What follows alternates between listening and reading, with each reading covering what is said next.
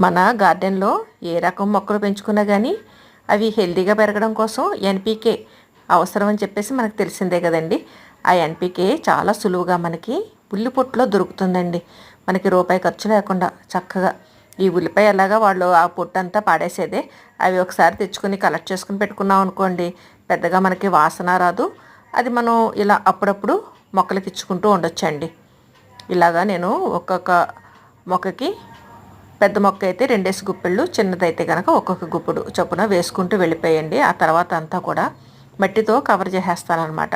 అక్కడక్కడ పాయలు లాంటివి మనకి తగిలినా కూడా అవి గుచ్చేసామనుకోండి, అవి కంపోస్ట్ కింద మారిపోతాయి.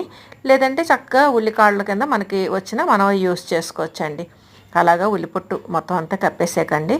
దానిపైన మళ్ళీ మట్టి క్లోజ్ చేసేస్తున్నా అండి. మట్టి క్లోజ్ చేసేసి వాటరింగ్ ఇస్తే చక్క సారం అంతా దిగండి, ఎన్పీకే చక్కగా అందుతుంది మన మొక్కలకి.